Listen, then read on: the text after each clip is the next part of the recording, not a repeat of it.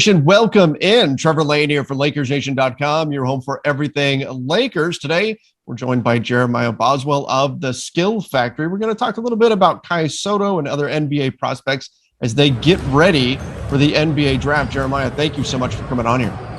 Yeah, thanks for having me. Looking forward to it.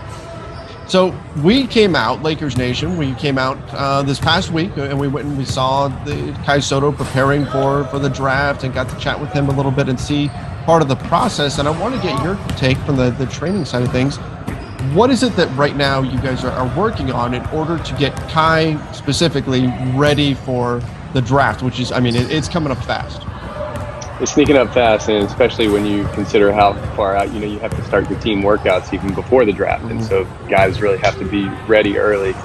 With Kai, you hear a lot of the same messages over the years. Super skilled, a lot of talent, but some of the things we've been really focusing on, both offensively and defensively, is just lateral movement, explosion, quickness. Can he defend? How can he defend? Physicality, toughness. Kind of the themes that you hear, as well as just, making sure he's shooting the ball well. So I like to say in the pre-draft process during these workouts, there's really two things that are pretty basic that are going to give you an upper hand if you're prepared. And one of those is being in elite shape. So if you're in great shape, you're able to get up and down, you're able to play one-on-one and never get tired, do everything that the teams expect you to do and show no fatigue. That's really going to set you apart. And the other is if you're going to make shots, right? There's always going to be shooting drills. They always track everything. So if you're making shots, that's going to jump off the charts too. And that's something that Kai definitely seems to have in his skill set, is the ability to hit that outside shot, the three-pointer, which, I mean, we're seeing more and more in the modern NBA where they're asking for bigs who can stretch the floor like that.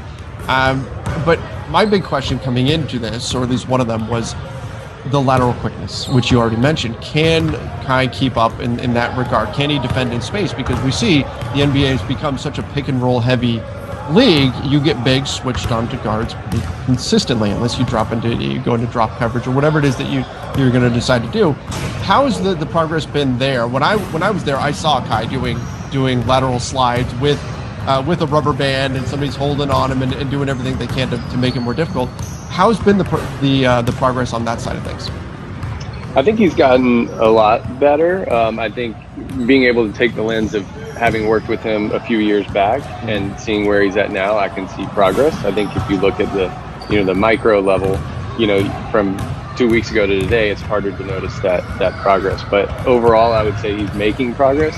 But I also think one thing that's really helped him, and I can see in his growth, is that he's so long, right? He's 7'2", wingspan is really long. And so he used to not understand how to make up ground with his length. So if he gets beat laterally, he didn't understand how big he was and how stretching out could block a shot, contest a shot, change a shot. And now, not only is his lateral quickness improving, I feel like he understands his length and can go get a block and can go change and alter a shot and make that 3-point on a switch a little less comfortable for a guard. So he's starting to understand that too, which I think is a big part of being a better defender. You mentioned that wingspan, and one of my takeaways from the open run was there were a number of alley-oop dunks. I mean, pretty vicious slams.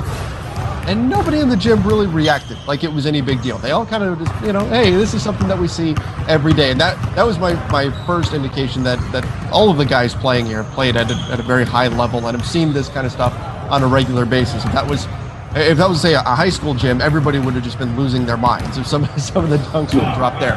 But the one play that drew oohs and ahs, and he didn't even finish the play. He got fouled on it. Kai attacked from the baseline, and he put the ball in his right hand and just reached his arm out to keep it away from the defender. Just put it out and went and attacked. And he got fouled, so he didn't score on the play. He got to the free throw line. But that wingspan, how critical is that for his development, and how unique does that make him in terms of the players that you've seen? When he puts that ball out, I mean, nobody can touch him. Yeah, no, it's like you think about Jabbar and the history of the game. Like, guys find ways to score and create shots that you just can't block, right? It's make or miss, right? We're going to do the best we can, but we can't block it. And so I think also on that play, something that's really notable is as Kai stretches the floor, he caught that at the 3-point line. he's become a really good at shot fakes, right? So his shot fake is extremely effective. And so as he's making that three and you have to step out, he's really good making decisions with the ball and putting it on the floor downhill, one or two dribbles. And like you said, he's at the rim.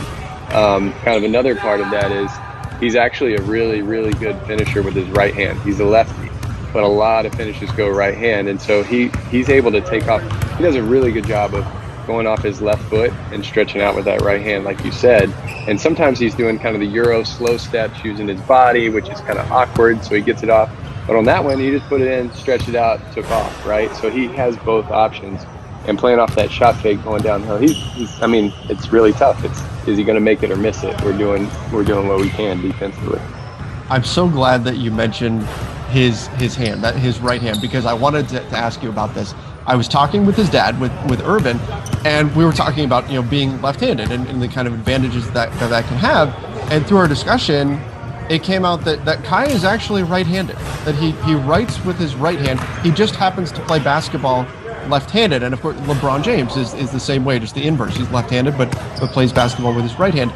Is that an advantage for Kai, that he tends to do things with his right? Like, does that make his offhand stronger compared to a typical player, or is there maybe no impact? Yeah, I mean, I think it's huge when you think about bigs, right? So much of what they do historically, and even just in pick and roll play, right? They're playing around the rim. They're in the lane, right? Even those little short roll floaters. And to have the option to go with either hand is critical. It's huge, right? Like, you're not getting your shot blocked, by trying to shoot with your inside hand. And so I think that's really big for him. I think he's actually even going to have go-to moves on the block with his right hand, because he's just so comfortable either way. And like we said, he's good off his left foot as well. And so when you go off your left foot, it's natural to go right hand. So I think that's a big part of his upside. I think, like I said, I think one of his go-to moves will end up being a righty little, kind of a quick floater, not really a hook, kind of an in-between shot. So I think it's a huge advantage. One of the things that I talked to Kai about was the pressure that having an entire country. I mean, the Philippines are all very much behind Kai. The pressure of that, and he spoke very positively about it and loves it and all of that. What's been your takeaway from that? Just having that all those hopes and everything on him. What have you seen in terms of his drive, his work ethic, and all of that, given the pressure that's on him? Yeah, I think probably a few years ago it sat heavy on him, and you could feel it, you could see it. Like, he came to the States, he was young, like it was just, he felt it. I think, and I think now he's kind of, his mindset is like about developing and getting better. Honestly, like, I don't feel that same sense of pressure. Like, I think he knows. As long as he does what he's supposed to do and continues to improve, he's going to get where he needs to be, and I think he's kind of found a way to, not listen to everything, to value, what he's in, the moment he's in, and the people that he's around, and care about the family, and know that he's doing all that he can. And so I think that, maybe a little here and there feels the pressure, but I don't think it gets to him like it did when he was younger. But certainly a lot of pressure. I mean, to be the first at anything is unique and special, and the Philippines loves basketball.